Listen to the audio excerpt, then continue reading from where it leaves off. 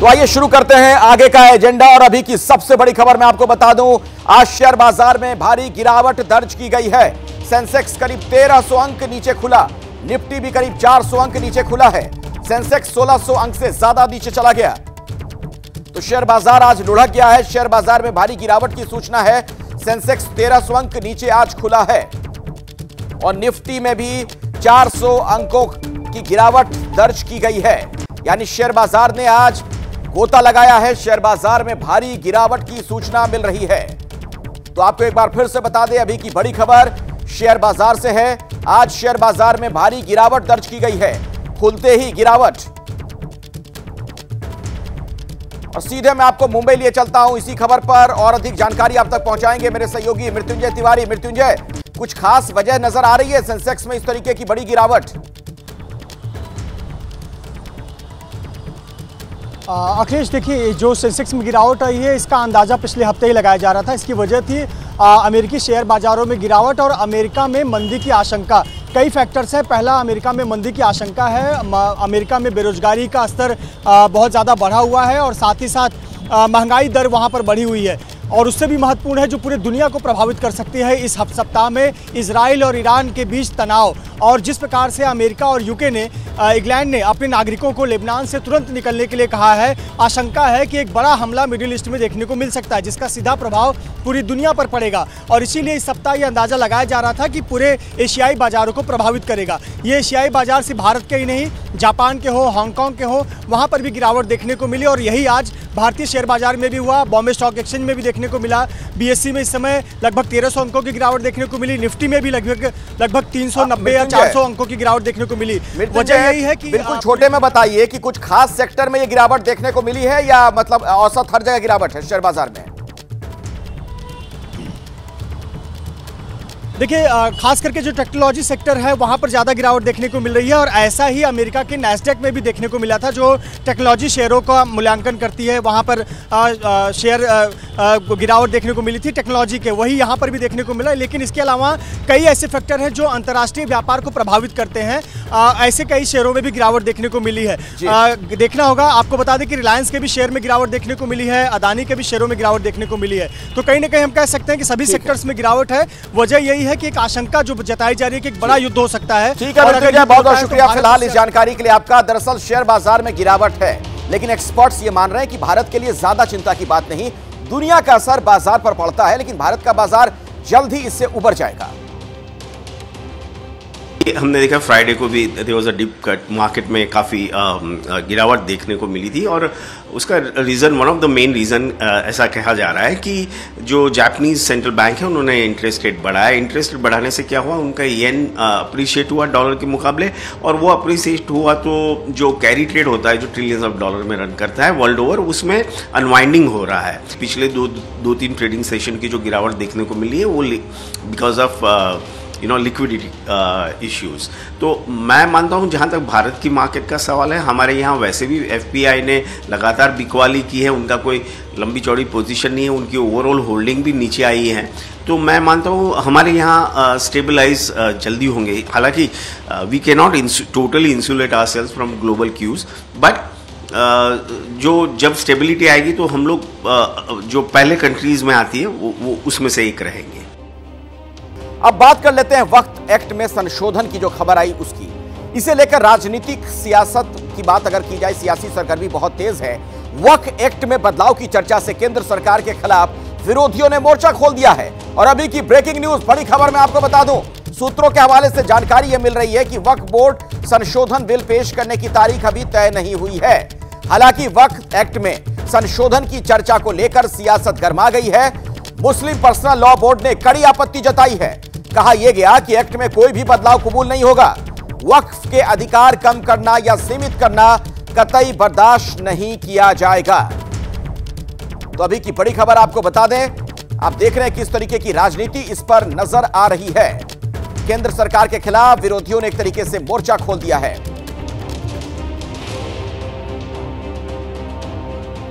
तो देखिए, बड़ा एक्शन वक्फ को लेकर सवाल जो खड़े हो रहे हैं। करीब 40 संशोधनों को मंजूरी दी गई है। शक्तियों कार्यप्रणाली में संशोधन को मंजूरी दी गई है। 2 अगस्त की शाम कैबिनेट ने मंजूरी दी। बिल पेश करने की तारीख हालांकि अभी तय नहीं है।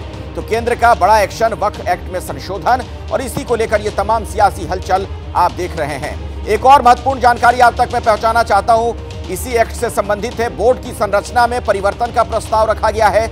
महिलाओं की भागीदारी बढ़ाई जाएगी।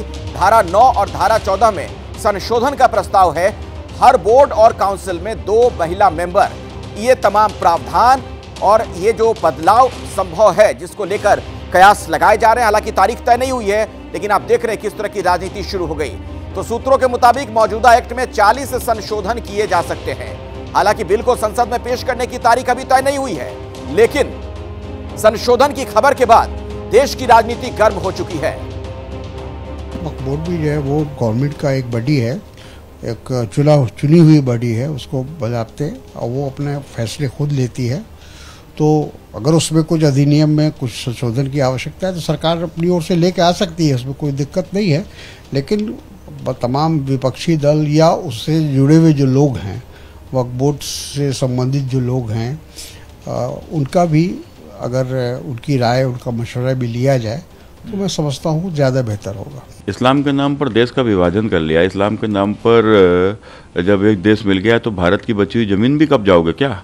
और फिर दूसरा एक बात करते हो भारत के संविधान की, तो भारत के संविधान के ऊपर क्या इस्लाम के कानून को तरजीह दी जाएगी? कुल मिलाकर ओवैसी जैसे लोग ये तो सिर्फ राजनीति करने वाले लोग हैं। तो इनके चक्कर में हम लोग कोई 80% समाज की अनदेखी थोड़ी ना कर सकते हैं। सरकार का कहीं पर निगाह है, कहीं पर निशाना, किसी धर्म विशेष को टारगेट करना, विवादित मुद्दों पर बहस करना, असली मुद्दे पर चर्चा न हो, इसके लिए सरकार इस तरह का काम करती है। अब जो केंद्र में बीजेपी के सहयोगी दल हैं, जिनके दम पर सरकार है, जेडीयू हो या चंद्रबाबू नायडू जी की पार्टी हो, उनको बताना चाहिए कि आखिर ये क्या हो रहा है। ये देश अपने नियम कानून से चलेगा। इस बार विपक्ष मजबूत है। आप यकीन नहीं करेंगे, पूरे दिल्ली का 77% जो लैंड है वो वक्फ बोर्ड के अधीन है, चाहे वो हाई कोर्ट हो, चाहे वो न्यू सेंट्रल विस्टा हो।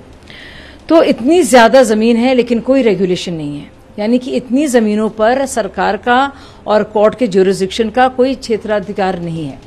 तो आप सोचिए कितनी जबरदस्त सुधार की इसमें जरूरत है। और इसमें इतना पूरा एक माफिया की तरह कुछ लोग इसमें काम करते हैं, और उन्होंने जो आम मुसलमान हैं उनको भी इससे दूर रखा है। ये सिर्फ एक लैंड पार्सल पर कंट्रोल करने की एक तरह से कोशिश बन गई है, और इसमें सुधार आवश्यक है। तो तमाम पक्ष आपने जान लिए। अब इस पर कुछ और जानकारी जुटाते हैं। दिल्ली से मनोज्ञा लोईवाल मेरे साथ जुड़ी हुई है, मेरी सहयोगी, और न्यूज रूम से अभिषेक उपाध्याय भी आपको नजर आ रहे हैं, उनके पास भी हम चलेंगे। लेकिन मनोज्ञा, सरकार किस तरीके से इस एक्ट पर आगे बढ़ने का मन बना चुकी है? हालांकि तारीख तो तय नहीं हुई अभी कि कब पेश किया जाएगा।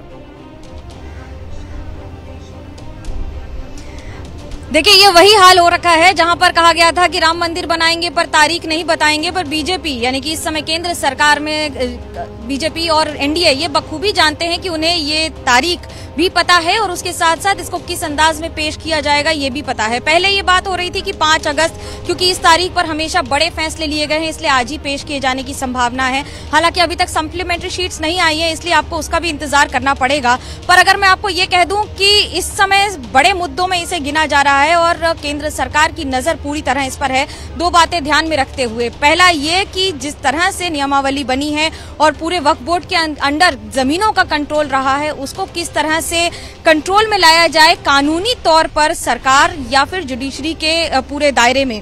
और दूसरा महत्वपूर्ण कि उसमें महिलाओं की भागीदारी बढ़ाने की बात कही जा रही है, जिसमें गवर्निंग काउंसिल हो वक्फ बोर्ड का या फिर बाकी जो वक्फ के अलग अलग स्टेट्स में उनके बोर्ड्स हैं, उसमें उनकी भागीदारी बढ़ाने की बात की जा रही है। तो मुस्लिम महिलाओं के लिए ये एक बड़ा कदम के तौर पर देखा जा रहा है, पर ये राजनीति से अछूता नहीं है, जहां विपक्ष पूरी तरह से तैयार है ये कहकर कि अपने सामान्य मुद्दों से भटकाने की कोशिश कर रही है सरकार। इस पर भी आगे हम बात करेंगे, जो राजनीति हो रही है उसकी भी चर्चा होगी। दरअसल वक्फ एक्ट में बदलाव की चर्चा को लेकर जेडीयू के पूर्व सांसद गुलाम रसूल बलियावी ने बीजेपी को घेरा है। उन्होंने कहा कि वक्फ के अधिकारों में संशोधन का अधिकार केंद्र सरकार को नहीं है, बीजेपी तो पूरा संविधान ही बदल रही है। बीजेपी पर निशाना साधने के साथ साथ गुलाम रसूल बलियावी ने नीतीश कुमार को भी नसीहत दे डाली। उन्होंने कहा कि सब कुछ नीतीश कुमार के सामने है, अब वो तय करें कि आगे क्या करना है। वक्फ बोर्ड के कंसेप्ट को लोग समझ गए होते तो वेलफेयर समझ में आ गया होता। वक्फ बोर्ड की जो संपत्तियां हैं वो अगर यदि केंद्र सरकार वापस कर दे, राज्य सरकारें उसे वापस कर दें और उसका सर्वे करा करके अल्पसंख्यक कल्याण के हवाले कर दे, तो एजुकेशनली जो बैकवर्डनेस है मुस्लिम माइनॉरिटीज़ में, उसके ख़त्म करने के लिए हुकूमत के अनुदान की कोई आवश्यकता और ज़रूरत नहीं पड़ती। तो जेडीयू सरकार की सहयोगी है, लेकिन आप देख रहे हैं कि जो सहयोगी दल हैं उनके अंदर से भी किस तरीके से विरोध के सुर सुनाई पड़ रहे हैं। वक्फ एक्ट में संशोधन का बिल आने की खबरों पर एआईएमआईएम के चीफ असदुद्दीन ओवैसी भी भड़क गए। ओवैसी ने कहा कि संशोधन का मकसद धार्मिक स्वतंत्रता छीनना है, बीजेपी और आरएसएस का एजेंडा है वक्फ बोर्ड खत्म करना। एक बार किसी प्रॉपर्टी को वक्फ डिक्लेयर कर दिया गया तो हमेशा वक्फ रहता है। को ये लोग चेंज करना चाहते हैं, यानी जो पहले से वक्फ हो चुकी हैं प्रॉपर्टीज, अब दोबारा उनको स्टैब्लिश करना पड़ेगा कि ये वक्फ है। ये इम्पॉसिबिलिटी है। मोदी हुकूमत वक्फ बोर्ड की ऑटोनॉमी को छीनना चाहती है। बीजेपी शुरू से वक्फ बोर्ड्स और वक्फ की प्रॉपर्टीज के खिलाफ रही है और इनका एक हिंदुत्व का एजेंडा है, आरएसएस का एजेंडा है कि वो शुरू से वक्फ प्रॉपर्टीज को और वक्फ बोर्ड को खत्म करने की कोशिशें करती रही हैं। आइए सीधे मैं आपको न्यूज रूम लिए चलता हूं। आप मेरे साथ अभिषेक उपाध्याय मेरे सहयोगी मौजूद हैं। अभिषेक, अमूमन जैसा कि हम देखते हैं कि सरकार की तरफ से जब भी कोई बिल लाया जाता है तो उसका विरोध विपक्ष की तरफ से शुरू हो जाता है। क्या उसी लाइन पर यह विरोध है या कुछ खास इसके पीछे आप देख रहे हैं? देखिए, विरोध के पीछे एक बड़ी वजह यह है कि बड़ा ही आमूल चूल बदलाव होने की बात कही जा रही है। अगर ये बिल अमल में आता है, अगर ये संशोधन स्वीकृत हो जाते हैं, और बड़ी बात यह भी है कि 1995 में जब इसके पहले संशोधन हुए थे तो वक्फ की जो पावर थी वो पावर बढ़ी थी और अब उस पावर को रेगुलेट किया जाएगा। देखिए, दो चीज़ों पर विपक्ष का और मुस्लिम पर्सनल लॉ बोर्ड का, मुस्लिम बॉडीज़ का दो बातों पर ऑब्जेक्शन है। पहली बात यह कि जो ओवैसी अभी कह रहे थे कि एक बार अगर कोई प्रॉपर्टी वक्फ डिक्लेयर हो जाती है तो हमेशा के लिए हो जाती है, कभी भी उसका कैरेक्टर आप बदल नहीं सकते हैं। इस संशोधन में अनिवार्य सत्यापन की व्यवस्था है कि उसका अनिवार्य सत्यापन किया जाएगा, वेरिफिकेशन किया जाएगा और इस प्रोसेस में जो डिस्ट्रिक्ट मजिस्ट्रेट हैं, जिलाधिकारी, उनको भी इन्वॉल्व किया जाएगा। तो ये एक विंडो खुल गया है। और मैं आपको एक बात और बताऊं, इस देश में जो वक्फ बोर्ड है वो तीसरा सबसे बड़ा लैंड बैंक है। पहला आर्म फोर्सेज है, दूसरा रेलवे है और तीसरा वक्फ बोर्ड है। यानी कि पूरे देश में करीब 9,70,000 करोड़ का पूरा एक दायरा बताया जा रहा है जो प्रॉपर्टी वक्फ के पास हैं। तो अगर उनका अनिवार्य सत्यापन शुरू होता है, अगर कंपोजिशन चेंज होता है जिसमें महिलाएं भी आएंगी और पब्लिक सर्वेंट के तहत नॉन मुस्लिम भी आ सकते हैं, तो ये पूरा कैरेक्टर चेंज हो जाएगा। जो लैंड बैंक है उस लैंड बैंक की वेरिफिकेशन की प्रोसेस शुरू हो जाएगी और पूरे देश में बड़ी हलचल हो जाएगी। इसीलिए ये मुखालफत हो रही है। ठीक है अभिषेक, बहुत बहुत शुक्रिया हमारे साथ जुड़ने के लिए। मनोज्ञा भी हमारे साथ मौजूद थी, आपका भी धन्यवाद। इस खबर पर जैसे ही कुछ अपडेट आता है हमारी नजर इस पर बनी रहेगी। अयोध्या में नाबालिग के साथ गैंगरेप की घटना पर सियासत गर्मा गई है। अखिलेश यादव के आरोपियों की डीएनए टेस्ट कराने की मांग के विरोध में कुछ होर्डिंग्स लगाए गए हैं। पोस्टर पर लिखा गया है कि लड़के हैं गलती हो जाती है। लखनऊ के 1090 चौराहे पर सपा के राष्ट्रीय अध्यक्ष अखिलेश यादव के खिलाफ बीजेपी अवध क्षेत्र की क्षेत्रीय उपाध्यक्ष डॉक्टर श्वेता सिंह ने होर्डिंग लगवाए हैं। अखिलेश यादव ने अयोध्या गैंगरेप केस के आरोपियों का डीएनए टेस्ट कराने की मांग की थी और उसके बाद देखिए किस तरीके से बोर्ड लगाया गया, लड़के हैं गलती हो जाती है, मुईद है गलती हो जाती है। ये पोस्टर लगवा दिए गए हैं। लखनऊ में जो मशहूर चौराहा है 1090, वहीं पर यह पोस्टर लगाया गया है। तो आप देख रहे हैं किस तरीके की राजनीति इस मसले पर अब नजर आ रही है। अयोध्या गैंगरेप पर आप देखिए पोस्टर वॉर की स्थिति, अखिलेश के खिलाफ होर्डिंग लगाया गया और उस पर जो कुछ लिखा गया वो आपके सामने है। अभी एक बड़ी खबर आ रही है, अयोध्या रेप कांड से जुड़ी इस वक्त की बड़ी खबर। बीजेपी डेलीगेशन ने हाईकमान को रिपोर्ट सौंप दी है। 4 पन्नों की रिपोर्ट में लोकल पुलिस पर सवाल खड़े किए गए हैं। इस रिपोर्ट में समाजवादी पार्टी पर हमला बोला गया है। तो 2 प्रमुख बातें इसमें नजर आ रही है। एक तो समाजवादी पार्टी पर हमला किया गया है और 4 पन्नों की इस रिपोर्ट में स्थानीय पुलिस पर भी सवाल खड़े किए गए हैं। अयोध्या रेप केस पर बीजेपी की जो डेलीगेशन थी उसने अपनी रिपोर्ट सौंप दी है। प्रतिनिधि मंडल एक भारतीय जनता पार्टी का वहां पर पहुंचा था और उसने हाईकमान को जो रिपोर्ट सौंपी है 4 पन्नों की रिपोर्ट, उसमें 2 बातों का जिक्र। एक तो समाजवादी पार्टी को लेकर उसमें तमाम बातें कही गई हैं और जो स्थानीय पुलिस है उस पर भी सवाल खड़े किए गए हैं। हमारे साथ वीरेश पांडे हमारे सहयोगी इसी खबर पर फोन लाइन पर जुड़ गए हैं। वीरेश, इस रिपोर्ट में और किन बातों का उल्लेख है, कुछ और जानकारी मिल पा रही है क्या?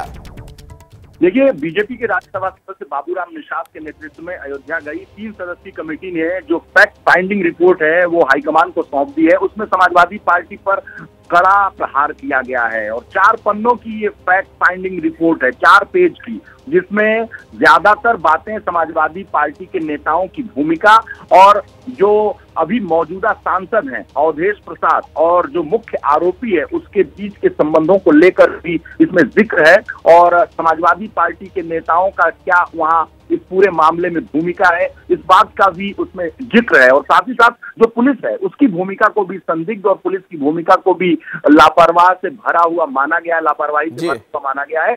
और इस रिपोर्ट में इन दोनों लोगों पर इस बात को केंद्रित किया गया है और आज शून्यकाल में राज्यसभा सदस्य बाबूराम निषाद इस मुद्दे को सदन में उठाएंगे। ठीक है वीरेश पांडे, धन्यवाद आपका इस जानकारी के लिए। कश्मीर से केरल तक कुदरत का बादल फाड़ रिवेंज तबाही मचा रहा है। पहाड़ दरक रहे हैं, सैलाब सब कुछ बहा ले जा रहा है। ऐसे में सेना के जवान अब देवदूत बनकर आए हैं। सबसे पहले बात हिमाचल प्रदेश की करेंगे, जहां एक के बाद एक बादल फटने की कई घटनाएं सामने आई। शिमला, कुल्लू, मंडी, लाहौल स्पीति में बादल फटने की घटनाओं से भारी बर्बादी हुई है। कई लोग लापता हैं, जिनकी तलाश में सेना के जवान और बेजुबान रक्षक मोर्चे पर डटे हैं, या कहिए कि मलबे में नीचे जिंदगी की तलाश जारी है।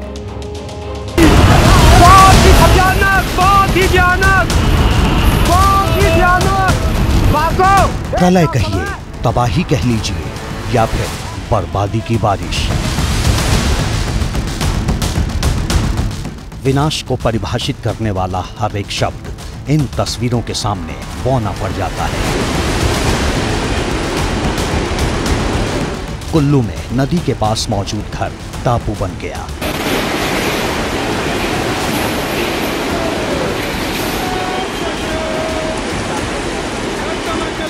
मनाली लद्दाख हाईवे पर कोफ्ता ब्रिज पानी की धार में बह गया। मकान, दुकान टूट गए।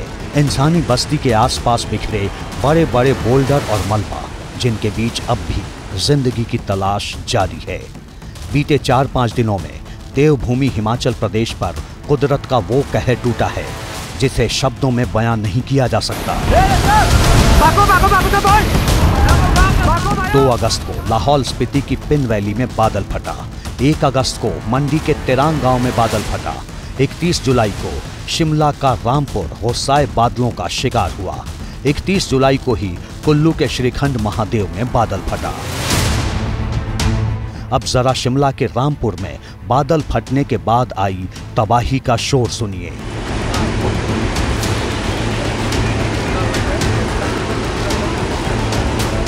वाकई बहुत भयानक मंजर था। शिमला में समेज गांव में बादल फटा तो पानी चट्टानों को चीरता हुआ बढ़ा और सामने जो कुछ भी आया उसे जमींदोज करता चला गया। कितने ही घर तबाह हो गए, सड़कें टूट गईं, पुल बह गए।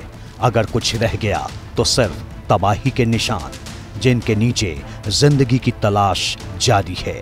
रामपुर के समेज गांव पर बरसी बादल फाड़ तबाही का पानी उतर चुका है, लेकिन अभी भी 36 लोग लापता हैं। इनमें 18 महिलाएं और 8 बच्चे शामिल हैं। इनकी खोजबीन के लिए डॉग स्क्वाड की मदद ली जा रही है ताकि मलबे के नीचे दबे शव और जिंदगियों को बाहर निकाला जा सके। समेज गांव और उसके आसपास के इलाकों में सर्च ऑपरेशन के लिए एनडीआरएफ, एसडीआरएफ, पुलिस, आर्मी और आईटीबीपी के 301 जवानों को लगाया गया है। डॉग स्क्वाड के साथ ही लाइफ डिटेक्टर डिवाइस की भी मदद ली जा रही है। जेसीबी और पोकलैंड मशीनों के जरिए मलबा हटाया जा रहा है। टेम्पररी पुल बनाकर ऊपरी इलाकों में फंसे लोगों को निकाला जा रहा है।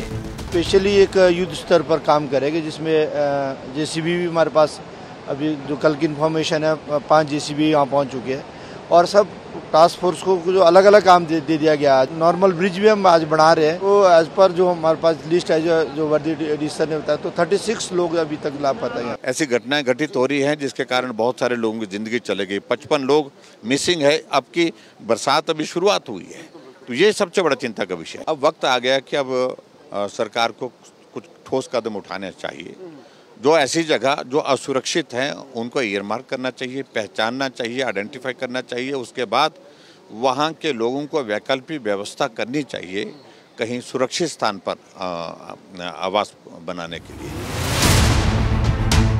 आसमान से बरसी आफत ने शिमला के समेज गांव को गहरे जख्म दिए हैं, तो रेस्क्यू ऑपरेशन में जुटे सेना के जवानों के लिए भी ऑपरेशन जिंदगी को अंजाम तक पहुंचाना आसान नहीं, क्योंकि हर ओर मलबा बिखरा पड़ा है, पुल टूट गए हैं, रास्ते बह चुके हैं। ऐसे में सेना के जवान पहले रास्ता बना रहे हैं, फंसे हुए लोगों को बाहर निकाल रहे हैं, घायलों को इलाज मुहैया कराने के लिए कैंप लगा रहे हैं। बहुत सारा पुल टूटा हुआ है, लैंडस्लाइड हुई है, रात में बादल फट गई है, ऐसा कंडीशन हो गया सर हमारे खात्मा। ऊपर फंसे हुए थे, काम करने गए थे, सब वहाँ पे फंसे हुए थे। रास्ते में पुलिया टूटी हुई है, आने का रास्ता नहीं है, छोटा सा पाइप है, उधर से पार होना पड़ रहा है। रोड ना होने की वजह से हमारे को पैदल लाना पड़ रहा है। मेरे 4 दोस्त अभी भी ऊपर हैं, कैसे हम लोग क्या करें वो समझ में नहीं आ रहा। हम अभी जा रहे हैं वापस 2.5 महीने के बाद। एनडीआरएफ एकदम अपना परिवार जैसा सबको सपोर्ट कर रहा है, अपना जान पे खेल के वो लोग निकाल रहा है। एनडीआरएफ सर वो बहुत हेल्प की है हमें स्टार्टिंग से लेके एंड तक। इधर हिमाचल प्रदेश के मंडी में बादल फटने से भीषण तबाही हुई है। प्रलय की शक्ल में पानी अपने साथ रास्तों को बहा ले गया। पहाड़ की ढलान पर बने मकान ढह गए। 4 लोग अभी तक लापता हैं, जिनकी तलाश हो रही है। चट्टानों को तोड़ा जा रहा है। डॉग स्क्वाड की मदद से मिशन को आगे बढ़ाया जा रहा है। इन तस्वीरों पर गौर कीजिए। यूं तो हिमाचल प्रदेश के कुल्लू में बादल फाड़ तबाही गुजर चुकी है। प्रलयकारी पानी उतरने के बाद पीछे छूट गए पत्थरों से समझिए कि बर्बादी की बारिश कितनी भयानक थी। मकानों के पास बड़े बड़े पत्थर और मलबे जमा हैं।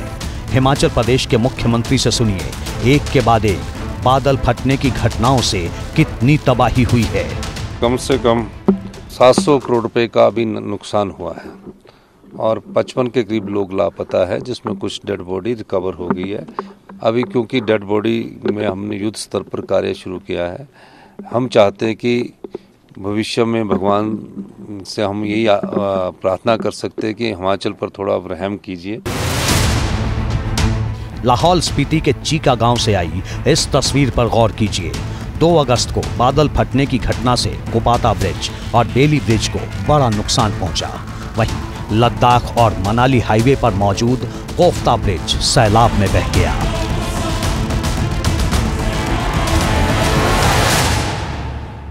इधर हिमाचल प्रदेश से सटे उत्तराखंड में भी रेस्क्यू ऑपरेशन जारी है।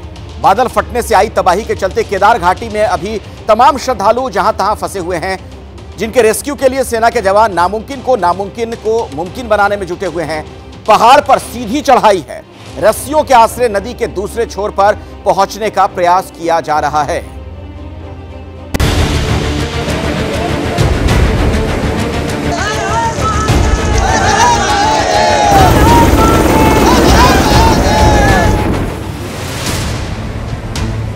नदी की तेज धार को रस्सियों के आसरे पार करते जवान।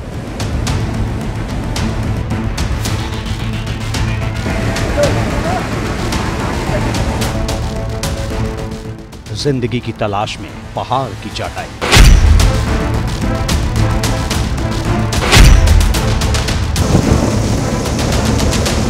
पहाड़ों के बीच हेलीकॉप्टर की उड़ान।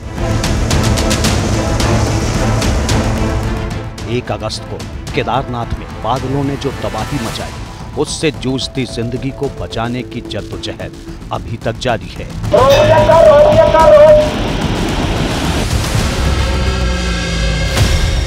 बादल फाड़ तबाही का सबसे ज्यादा असर भीमबली और लिंचोली में हुआ है, जहां अब भी कई लोगों के फंसे होने की खबर है।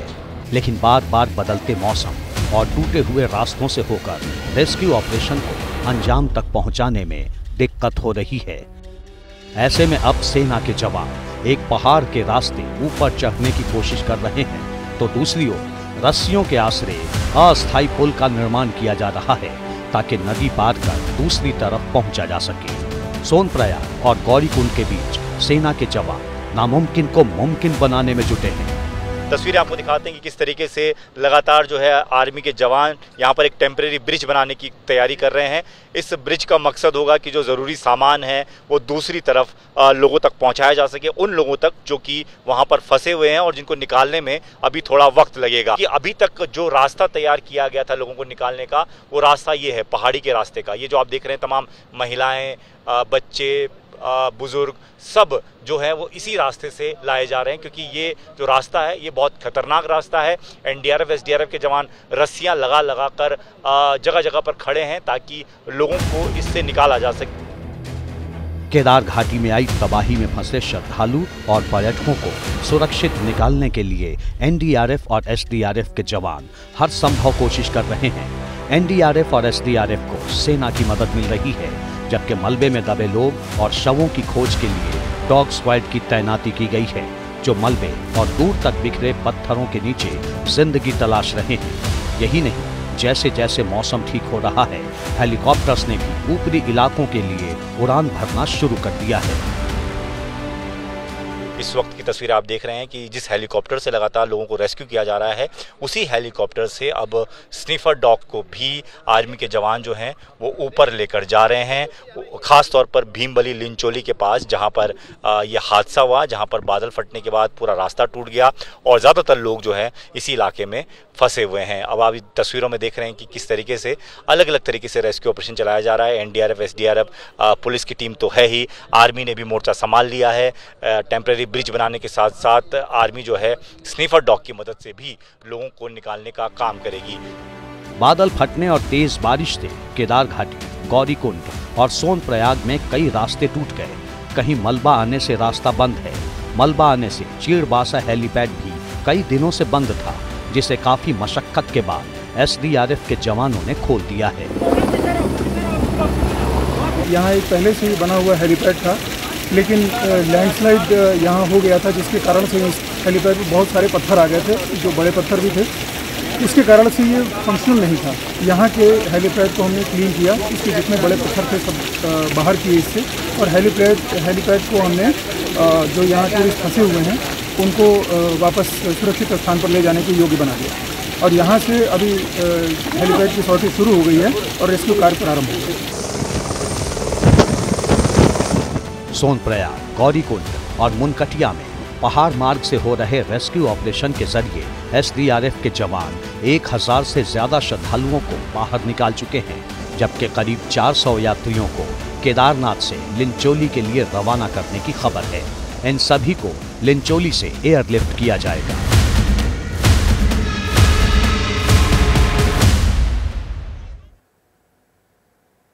अभी एक बड़ी खबर आ रही है सुप्रीम कोर्ट से। दिल्ली सरकार को झटका लगा है। सुप्रीम कोर्ट ने यह साफ कर दिया कि एमसीडी में पार्षद मनोनीत करने का अधिकार एलजी के पास है। इसके लिए दिल्ली सरकार की सहमति जरूरी नहीं है।